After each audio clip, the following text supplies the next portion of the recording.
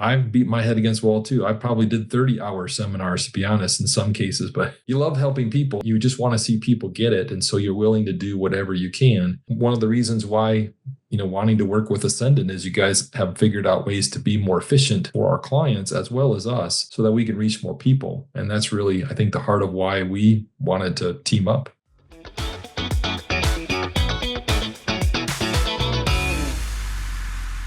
A whole decade teaching the infinite banking concept. What have we learned and where are we going from here? Well, I'm joined today by a newcomer to the podcast, which is Mr. Kurt Barry.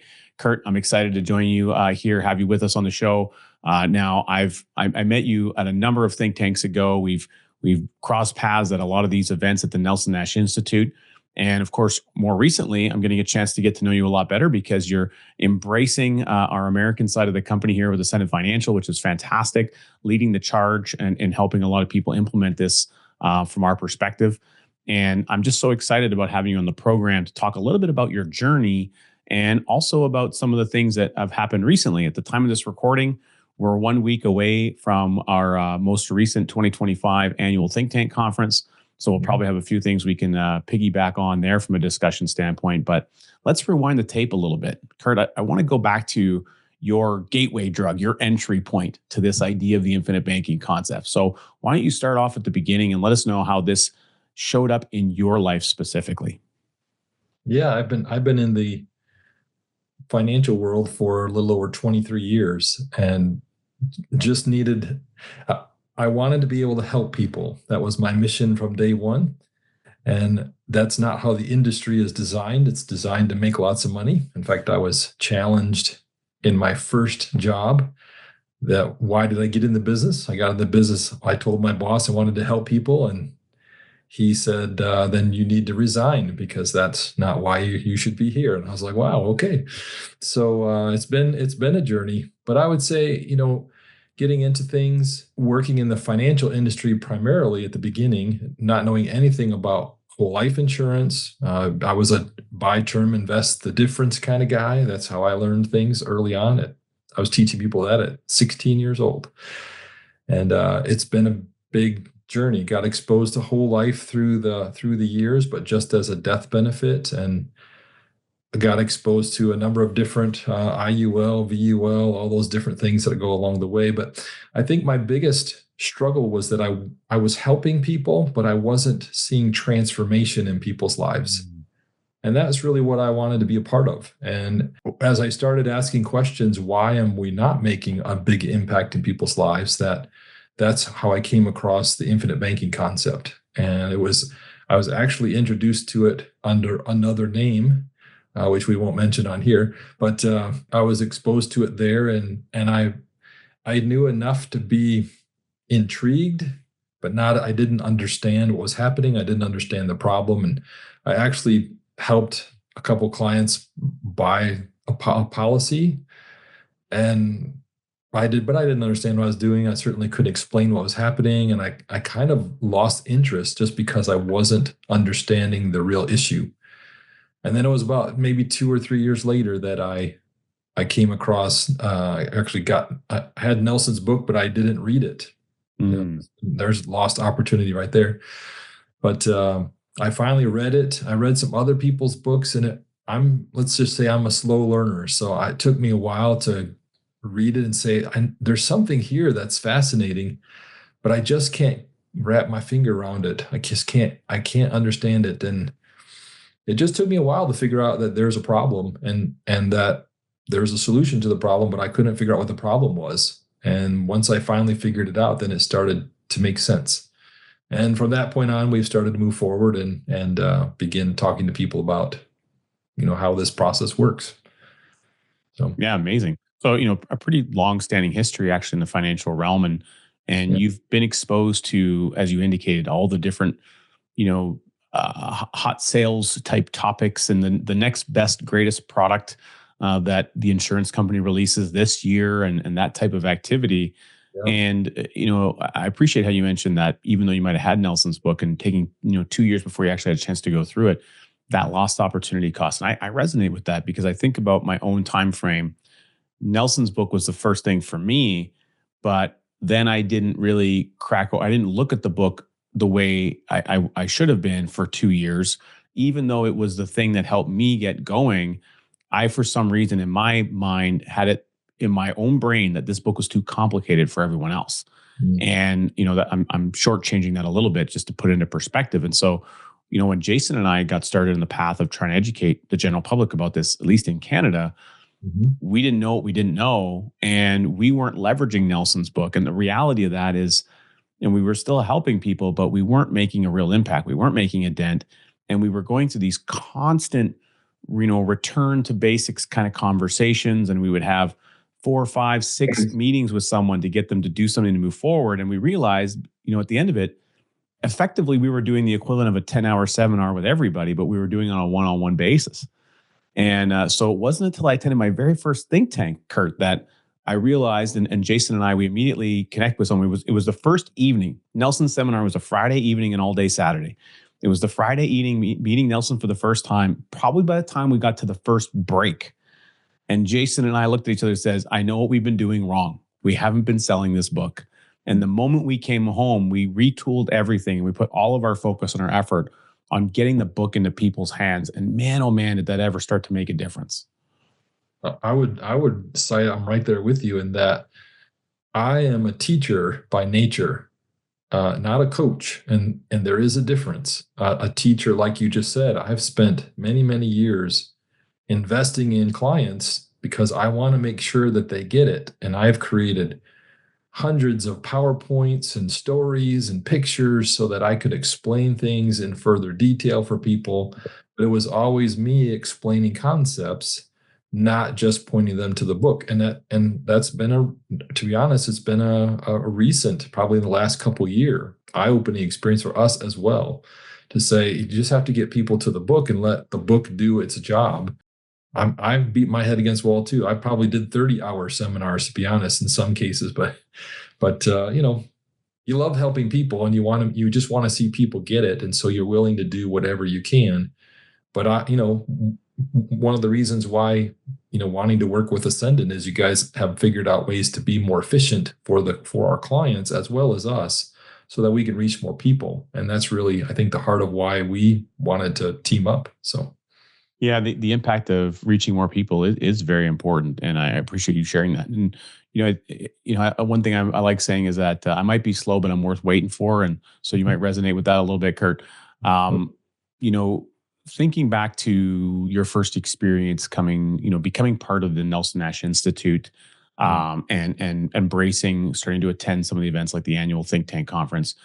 Maybe take us back to where that started to enter the foray for yourself after reading the book, after it sat on the shelf for 2 years, and Yeah. pick us up from there. And when did you finally get intersected with the Nelson Nash Institute? Yeah, it's after I read the book, it's hard to even think back that far. I know I read the book and was trying to just get connected and get some exposure. I was really kind of looking for a mentor, came across the Nelson Nash Institute and got into the certification program, met with Carlos and Robert and Nelson and David, and went through the program, got certified, and they were encouraging you should go attend a think tank. I didn't know what that was, so my first think tank was the 2019 think tank, which was the year that you guys put on the movie, the film for This is Nelson Nash. And so I got to experience that. That's the only time I ever met Nelson. So I got a picture with Nelson, and then sadly he passed, a month later. But yeah, that was really my first exposure to it. And it was just, I was impacted, I guess, by just the quality of people that were there. Just the people that had hearts of servitude. They were wanting to help people learn this, and everybody had their own style and their own way of doing things, which was kind of cool to see as well. And then just the breakout sessions and just hearing people that were way more advanced than I was, and understanding and learning, and just getting a chance to be exposed to that and enhance my abilities so that I could help clients understand faster. Really the idea. Yeah, fantastic. So great opportunity to meet with folks, and very common experience I think that people have. I was recording earlier with Mary Jo actually, and we were sharing about our experience at the most recent think tank. And plus, of course, that's how her and I met originally. And there's so many amazing people in this industry that do truly love to serve, and they're all coming about at this at different vantage points in life, but one common element that connects us all is a love and of Nelson and supporting his legacy and his message to more and more people. Now, you were blessed against to get that chance to meet Nelson. You got that picture, which is amazing. I love to hear that. Watching the documentary film at that session and having it unveiled in the theater there, it was a very powerful experience, I know, for me. And I'm curious to get your take on it. It's not something we've ever talked about before, Kurt, but Yeah. seeing that film for the first time, being able to do it in a room where Nelson was there with his family, what kind of came up for you going through that experience? Again, I'm still fairly new to all the understanding and just I don't know that I understood at the moment really the ramifications of that. This was the I mean, I'm here, I'm seeing me meeting Nelson, getting to see him, watching a film about him, and then no, a month later, he's not here anymore. And didn't understand the ramifications of that opportunity. But just the film, I think I've watched the film probably 8 or 9 times since then, and every time it's just a good reminder of who he was, his character, his humor, and he's got some funny stories in there. And anyway, yeah, it's really you can see his passion for making a difference into people's lives, the legacy that he's left. I think it's just a great film to watch. I try to watch it at least once a year just to keep it fresh in my mind. And we refer prospects to say something you should check out. So Nice. And in the experience that you've had with it and watching it again repeatedly, again, I like yourself, I've done the same thing. I'm curious, as you're speaking to people, existing clients or new people who are embracing or learning about the concept and they're at some stage in their journey, what is the feedback? What is the conversations that you're having with them after they've had a chance to watch the documentary film and get a bit of an exposure to the essence of Nelson? that's a new thing that we've been doing. So I really haven't had an experience to ask that question yet. So I wish I had a better answer, but I don't yet. So Well, I'll look forward to piggybacking on that at a future time we have you yeah, back on the show because I sounds know great. for myself, having people go through the film and some of the commentary that I receive, and there was a gentleman recently. He actually lives in British Columbia here with myself. Amazing guy, and he just said, it really impacted him, and he just felt connected to Nelson. And I've had a lot of people share different words but similar experiences where it's like, you know what, he really was a character. He seemed like such an amazing guy. I wish I had a chance to know him, and boy, he was so passionate, and I can't believe he did all this amazing stuff, and we get to benefit from everything that he did. So those are some of the common themes that I hear from folks once they get a chance to watch it. And if I may provide a word of encouragement for you and your team as you begin to develop and grow and meet with more people, I would encourage that you use Nelson, I like to say, as the spouse whisperer. So so often in a financial household, there's one spouse who maybe takes the lead on initiating financial conversations. They might be the person that, is paying the bills and they're doing the budget and they're a little bit more day to day involved. Then there's another spouse who's maybe more on the high level. They get the update once a quarter.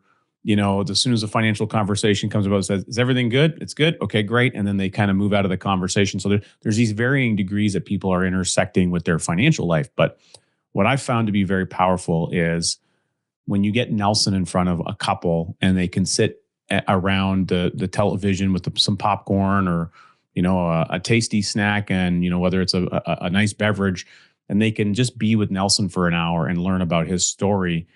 It has a way of bridging the gap for people. So I would encourage anyone listening in, if you're interested in this process and your spouse is maybe not willing or not listening, or there seems to be some resistance there, do your best to get them in front of that documentary film and sit down with them. Make sure you have their favorite beverage. Make sure you have their favorite snack available so you can turn it into an experience. And I would also encourage you watching it with your kids.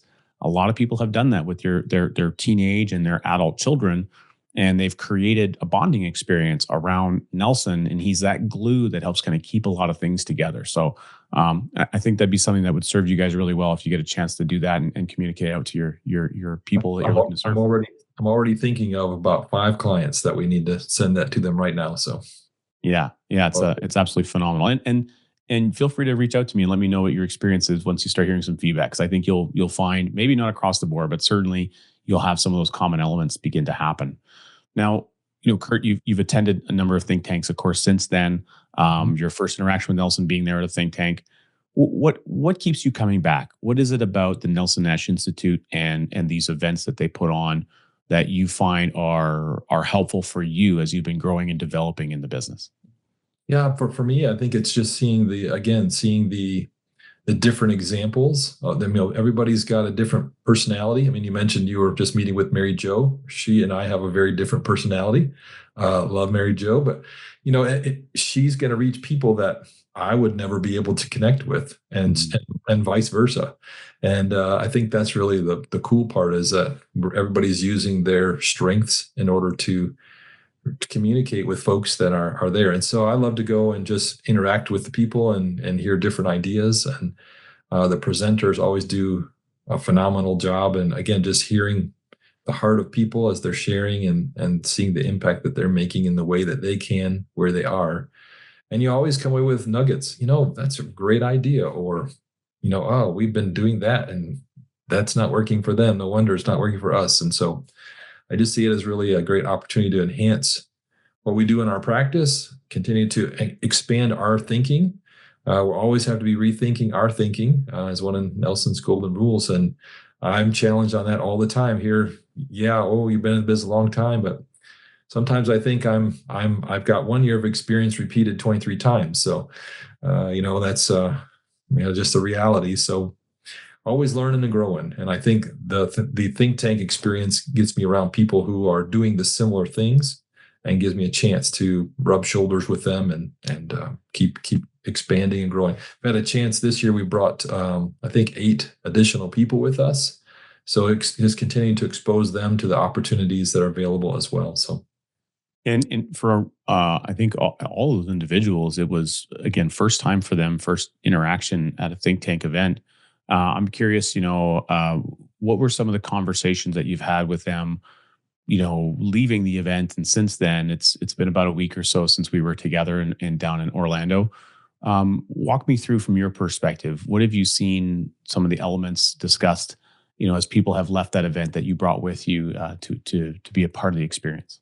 Yeah, we have two of them that came. This was their second time, but everybody else was their first time, and so everybody came away with just different insights on, wow, this was fantastic. I needed to hear some of these things. Again, challenges to the way I think, and saw a lot of different examples of how people do things. And just, again, everybody comes away with something a little bit different, because we're all learning and growing at a different pace. And it's kind of fun to see everybody got what they were either looking for. I asked them all, be prepared. What are you looking for? And then let me know afterwards if you found it, if what you found.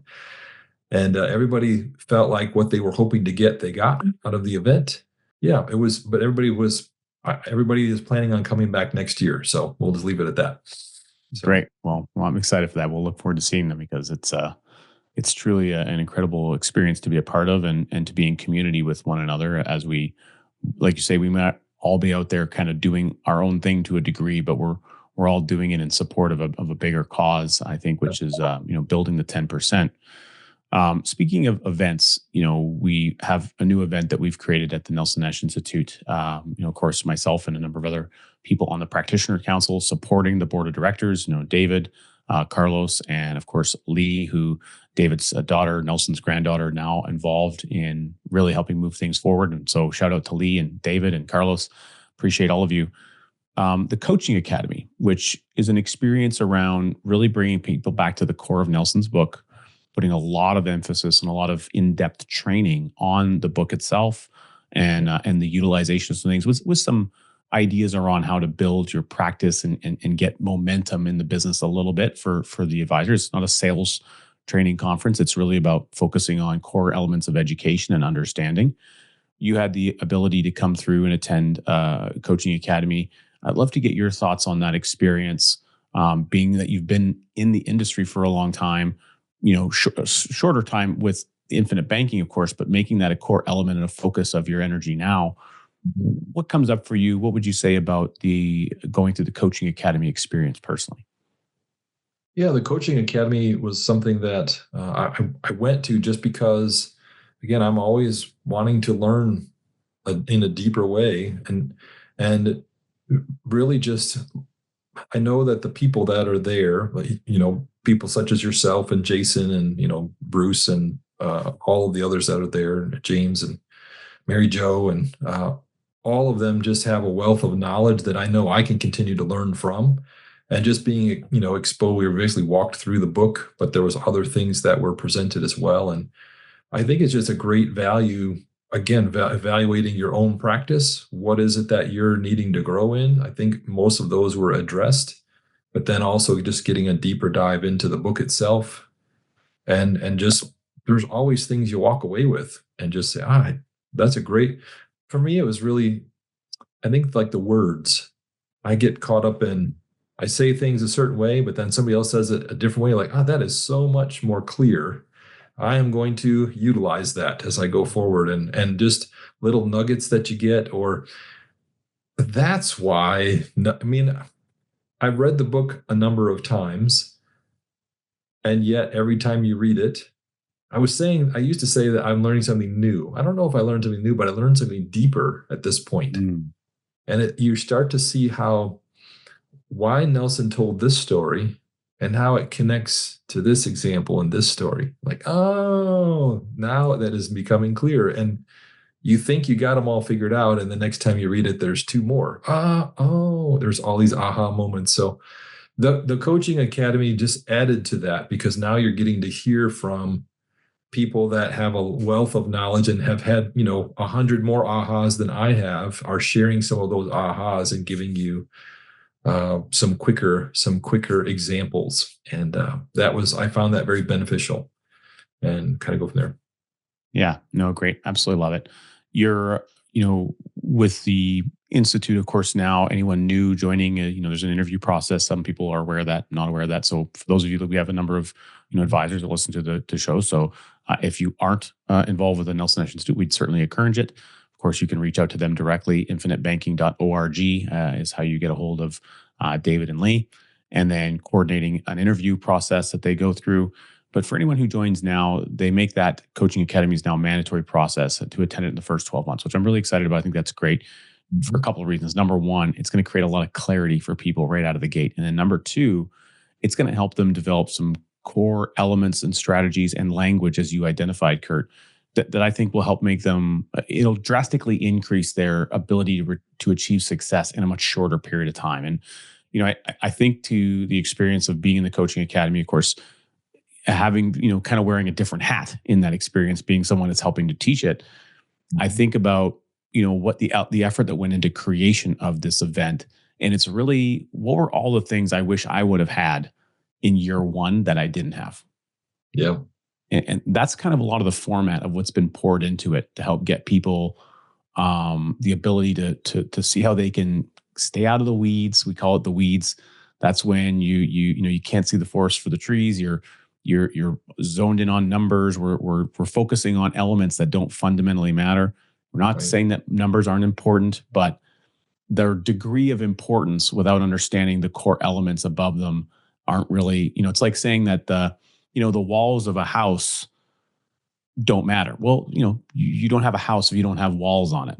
But if the house was just built on the ground and there was no foundation, then what matters most is that the foundation was poured and it was solid first.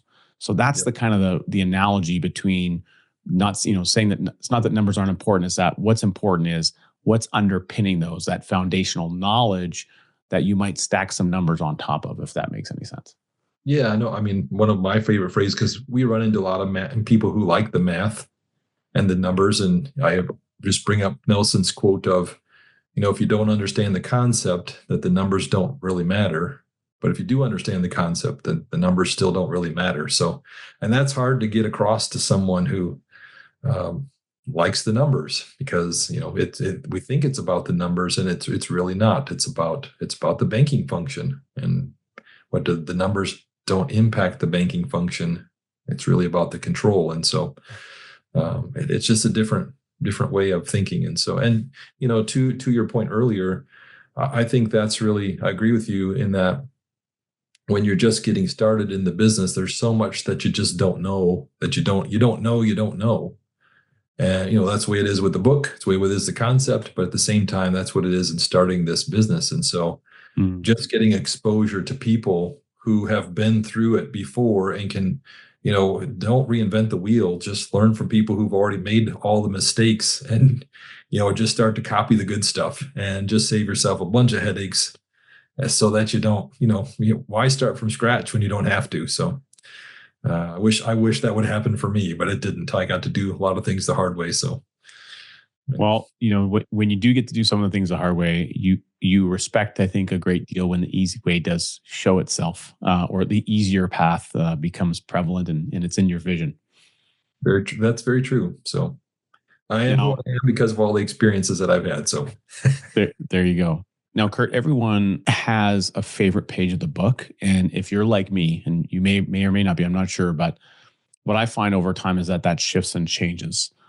There's always one or two core pages that I come back to on a regular basis, but as I go through Nelson's book, I find that what's going on in my life or my world, or maybe an experience recently with a client, tends to skew my perspective on where my favorite page is at that time. I'm curious for yourself, when you think back to maybe the first couple of times you went through the book, was there an area that really connected with you personally, that stood out, that you find yourself going back to, whether it's with clients or individuals on a regular basis?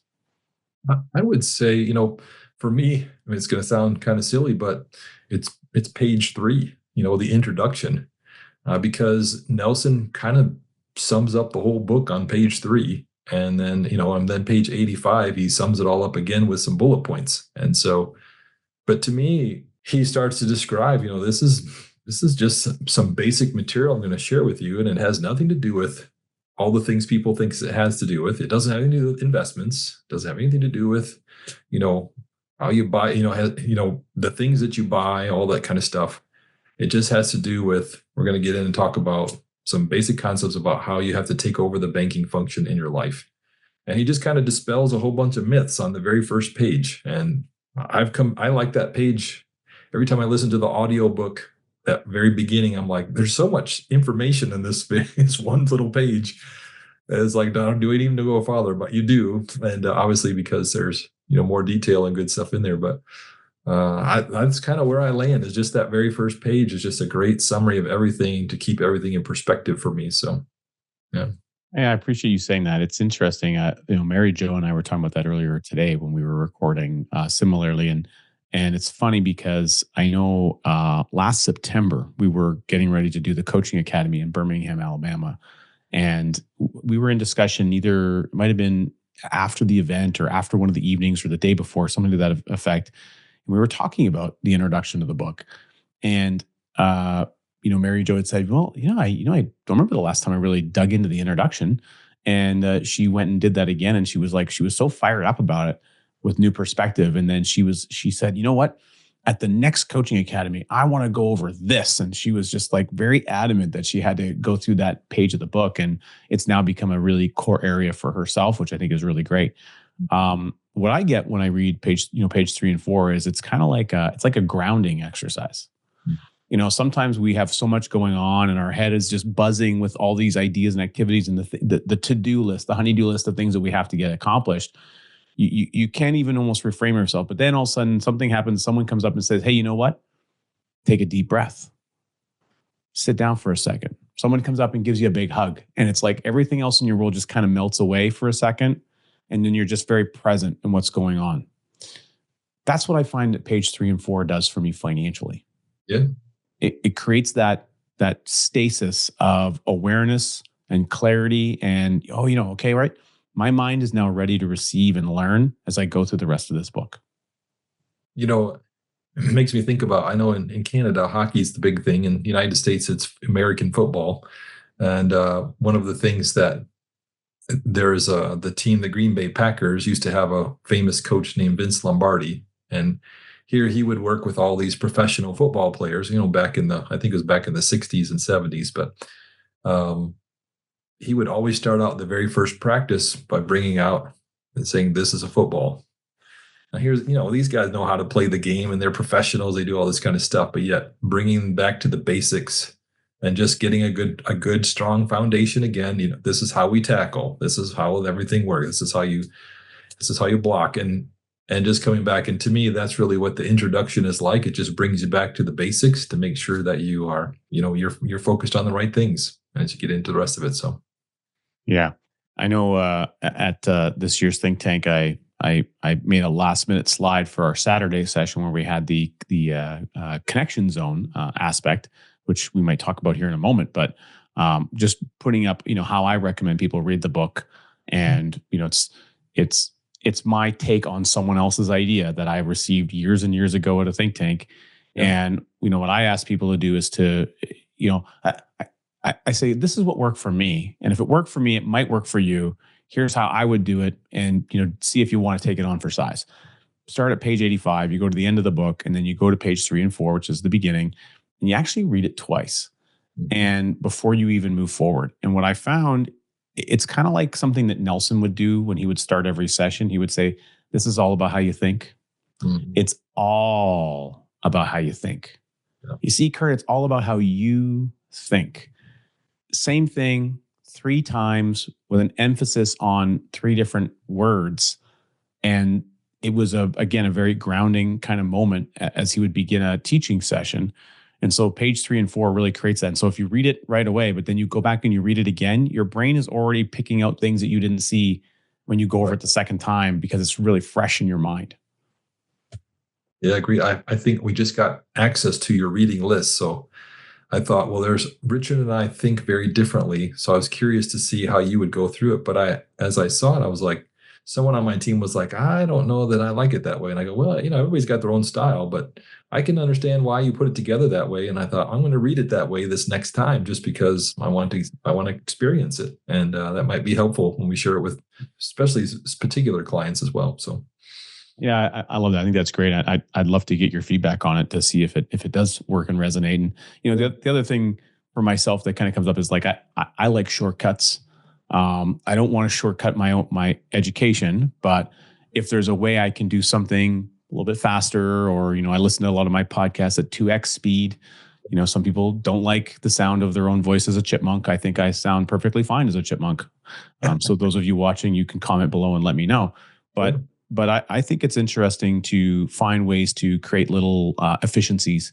And so one of the reasons I put my method together is, to me, it was a way to do things a little bit more efficiently. And Nelson's book is 92 pages, but if you take out the glossary and the epilogue and the reading list and the table of contents and some other kind of blank pages in there, you really dial it down to only about 70 pages that you have to read.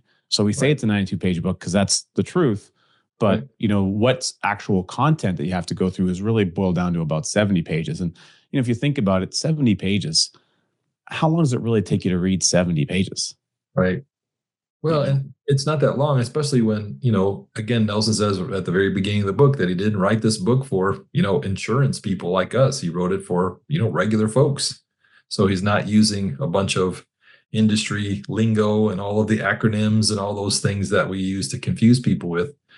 He's just speaking as a regular person to a regular person, so that you can pick up on this and have it transform your life, which is what we want to be helping people do. But yeah.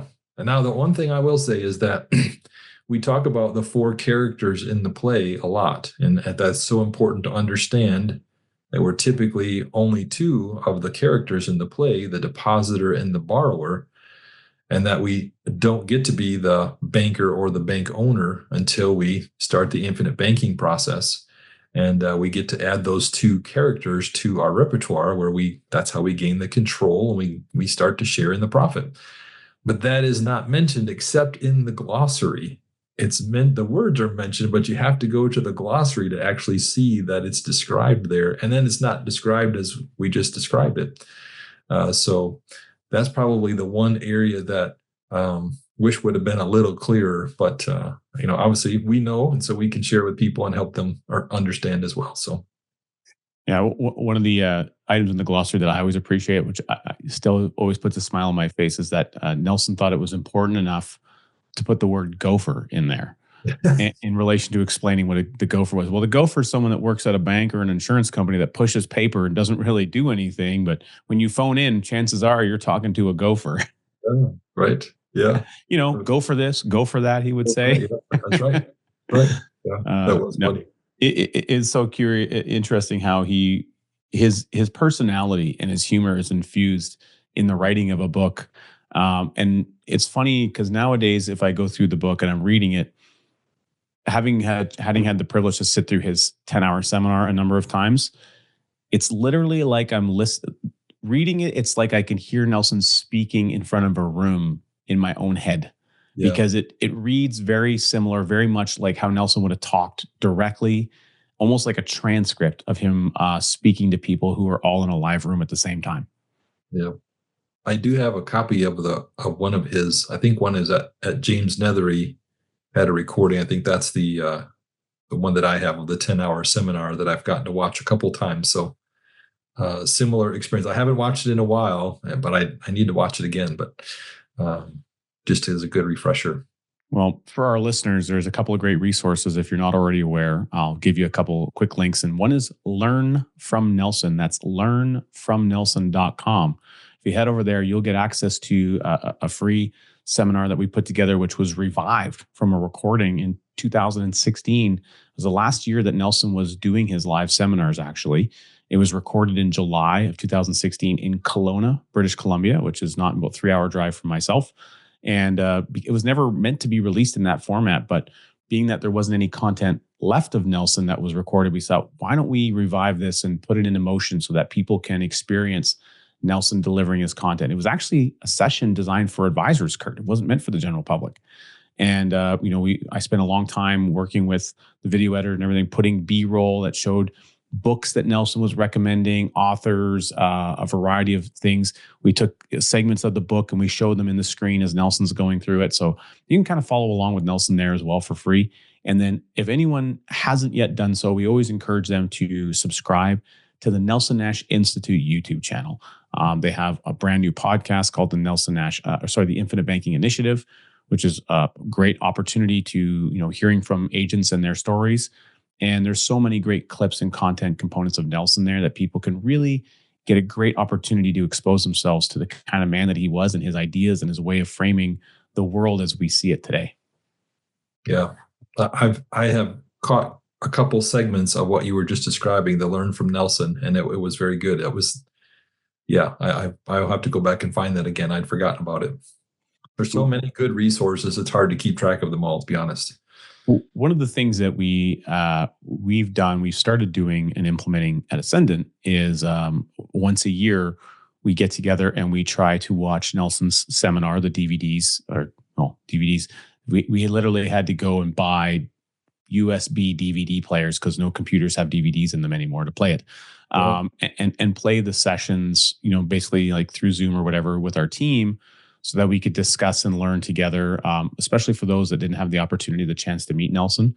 And, Jason and I would ad lib a little bit here and there with some of the things that we would add some flavor to what Nelson would say. And I would encourage anyone who's in if they're just looking at the concept for themselves personally, you can absolutely go and get a copy of those sessions. Are available now online. You can go to theinfinitebanking.org and order a copy of them. Well worth your time to explore the concept. But for advisors, I think it's really a requirement. They should have a chance to go through Nelson's seminar and be able to expose themselves to the way that he did things. And it's a really eye-opening experience. And it's a great way to also create a lot of great conversation and discussion about how you might want to move forward presenting things and take some of Nelson's, we call them Nelson-isms, into your own world and embrace them.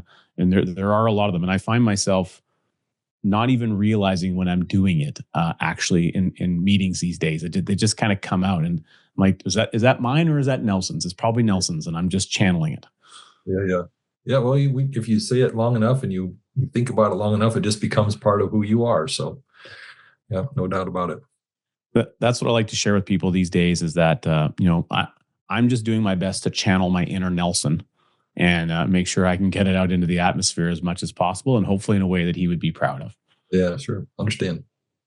Now, Kurt, you've been blessed to be able to start mentoring a number of people in this process as well. And you mentioned you've got kind of a teacher's heart at your core. What is it? What is it like for you, and how do you enjoy the process of helping somebody maybe new to the industry discover this concept and embracing it as something that they can take as a career path? Yeah, again, I just there's something about giving somebody the opportunity to have that very first aha to discover what the problem is. And then some people just take it and run with it, and other people take it a little slower, like I did. But for those who just pick it up and run with it, so one of my teammates, Che, I'll shout out to Che. So one of my teammates, Che, he sat in my office. He worked for another insurance company, and sadly, the insurance industry has, in some cases, has quotas. You have to sell a certain amount of stuff in order to stay in the business, or else it's really not designed for helping people. It's designed about making money for the companies, and uh, which is sad to see, but I understand it is. We're in a capitalist society, and that's part of it.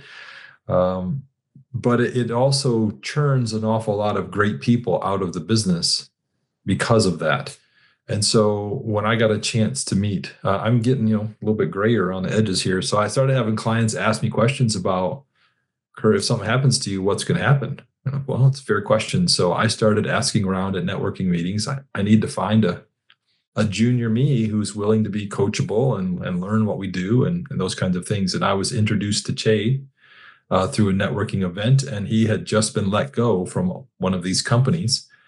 And when I got to share with him the idea, he loved life insurance. He just didn't understand how it could be used as a process for infinite banking. It was a death benefit. That's what he was taught, and go sell lots of it because people need it, that's true.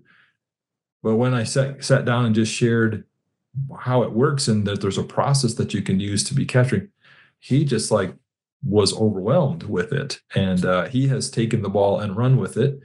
And he shows me up all the time. It's been fun to work with him, and he's been a great teammate to have. And to me, there's just no greater joy of being able to just share some information with someone, and they get that aha moment. And to me, that's the greatest pay of what we do is just knowing that you just helped change the trajectory of someone's life and in their family.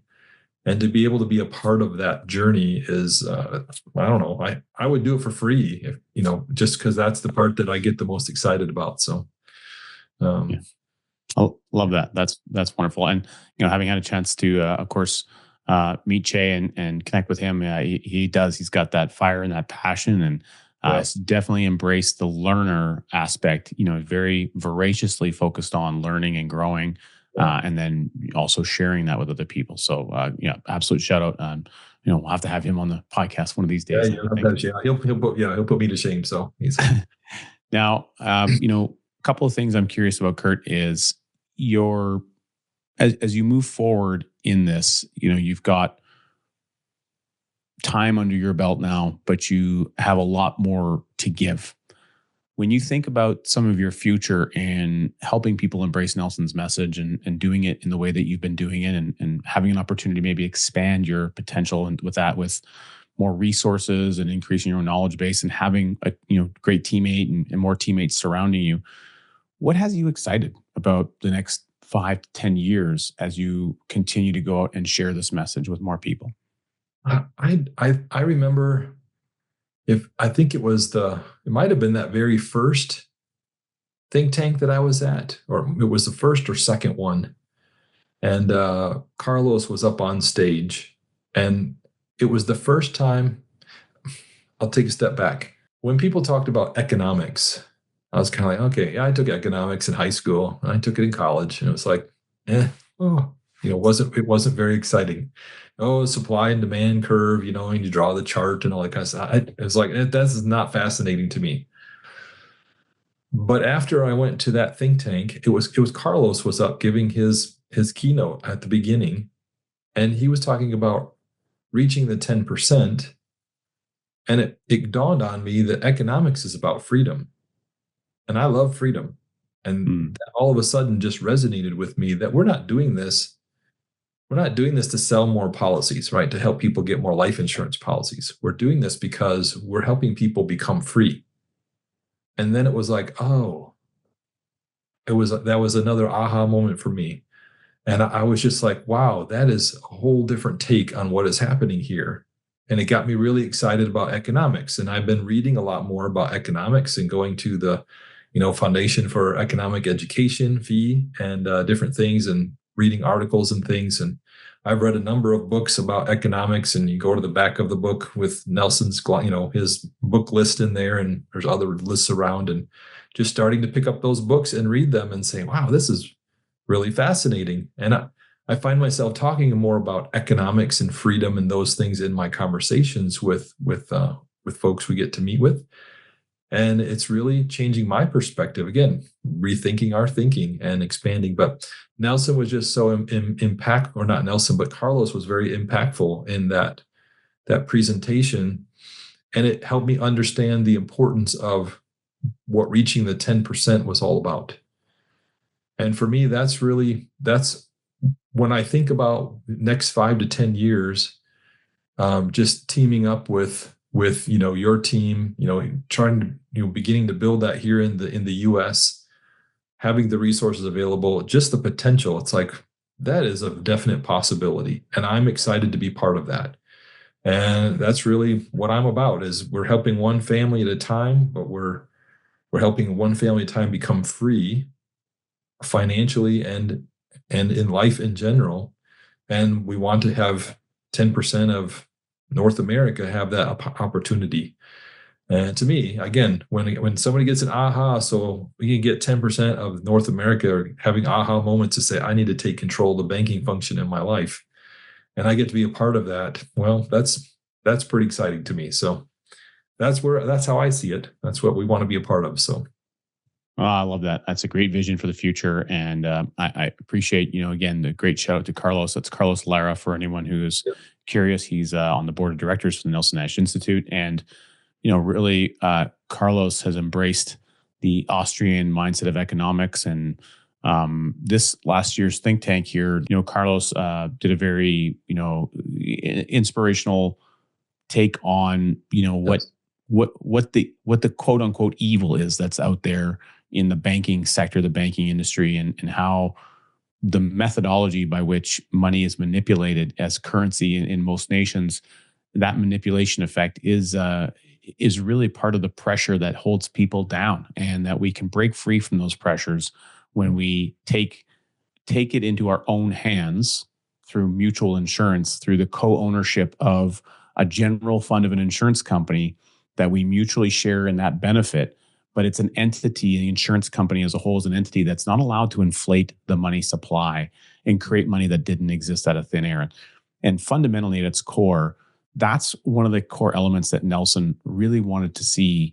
He says, you can be individually and personally prosperous. You can create your own individual power and property and prosperity through this method of ownership over dividend paying whole life insurance. And you don't have to ask anyone's permission to do it. You need permission from an underwriter to approve you for the life insurance application. But beyond that, the decision to do it doesn't require anything else other than your decision and your own human action. Going back to, again, the Austrian mindset of human action and Mises. So these fundamental core elements are all surrounding us. And one thing that I've become really clear of, Kurt, I can share with you, Nelson mentions it in a book. I don't recall what page, but he says something to the effect, it's actually on page, I think it's mentioned on page 85, that imagine you're in a business relationship with people that care about their families.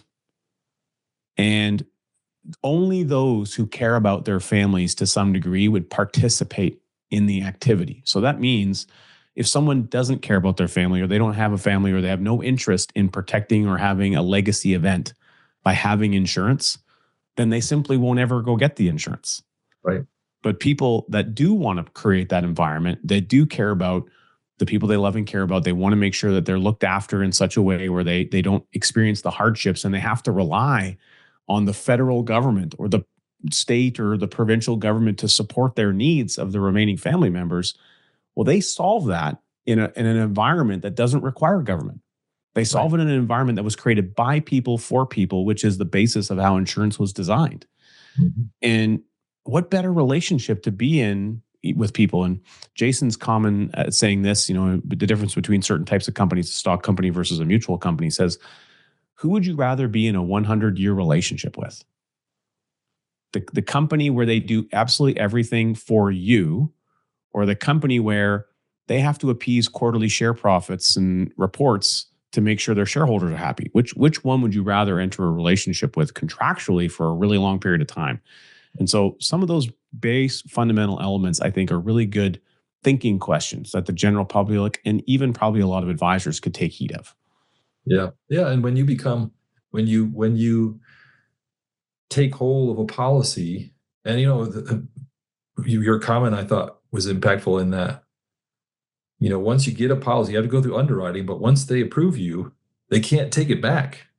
Yeah, I mean, that's pretty powerful. So, all the more reason to think about getting one sooner than later while you can.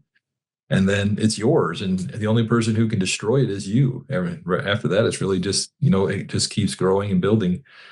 But the idea is that then being part owner of that insurance company and getting to share in the fact that they're pretty good at making a profit, I found. And the fact that then when they do that, then they share it with all the owners, which we get to be part of that. And so if you're, that going along with what you said, if you're going to be part owner of a company, I'd like to be part owner of a company that's profitable all the time. It doesn't have, really bad years and stuff. So that's another good one to be a part of. So we're part of several of them actually. And we love to enjoy experiencing their profit that comes pretty much every year. And, yeah, when you engineer something that's designed to not only have a extremely high success at being profitable, but that you've got a demonstrated track record that is, 80, 100, 150, 200 years or so old.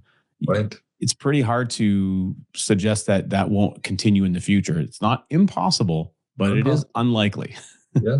Yeah. The odds are in your favor. That's going to continue. So, there's something about confidence. And Dan Sullivan of Strategic Coach, shout out to Dan Sullivan, and of course Babs, who created Strategic Coach. You talk a lot about confidence, and that confidence creates clarity.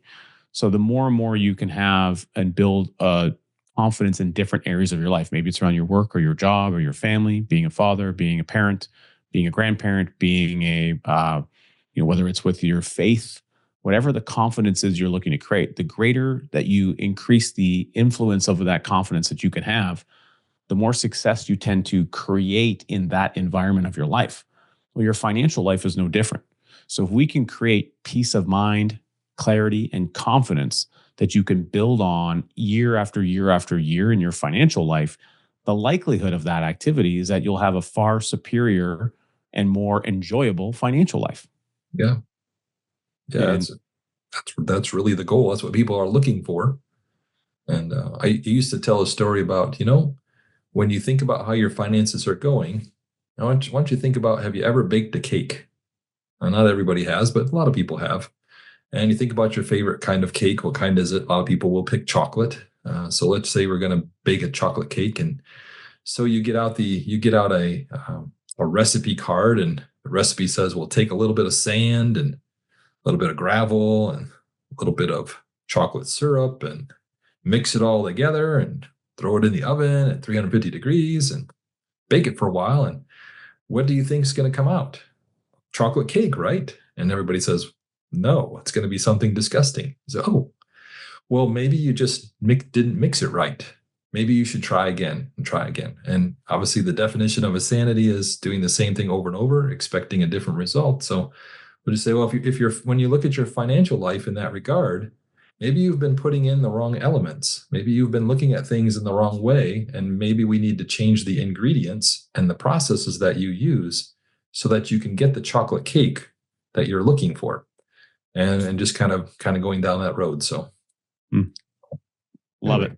That's a phenomenal analogy. I absolutely love it. Well done, Kurt. Now, you may not have shown up here, of course, to the program today wearing a cape. but you're out there actively doing your best to be a superhero to so many people by providing the value of Nelson's work and entering that transformational process into their life. So I'd love to hear, Kurt, from your perspective, who is it that you'd most like to be a hero to? Oh boy. Well, I don't know if I could pick one individual person, but obviously as many people who are open-minded and coachable, who are willing to look at something maybe a little different they've never seen before. Whether you're local or online and want to sit down and meet with us, we'd be happy to just let you get exposed to an opportunity that could literally change your life and the life of you and your family and your children and your grandchildren and however many future generations there opportunities there are. I really just think it's a matter of having an open mind and take a chance to look at it. And if you will, odds are you'll be a different person a year from now, 5 years from now, 10 years from now, and so will your family. And I would typically tell people, some of the wealthiest people have been using this process for a long time. And the reality is your family is probably just 2 or 3 generations from being like that, if that's what you would desire. But somebody has to be the hero in your family. And in my family, I'm that person. I'm choosing to do things differently than other people in my family did when I was growing up. And we're seeing the impact. We're seeing the transformation happen in our lives. And I just want to offer that same opportunity to anyone who's open to looking at it. And so I'll leave it at that. Fantastic. Kurt, this was a lot of fun. Thanks so much for being on the program today. I'm excited about having you back on again in the future and hearing how you guys are growing and molding the future, of course, as you embrace helping so many people in the United States. For those of you turning in, of course, on YouTube, you'll see that there's a magical little video that popped up that says, "Oh my God, this is the next video recommended by Richard. We should click it and watch it right now." So don't let me stop you. Go ahead and click that and watch the next video. There's no such thing as having arrived in knowledge. And for those of you tuning in on audio, we will catch up with you next week.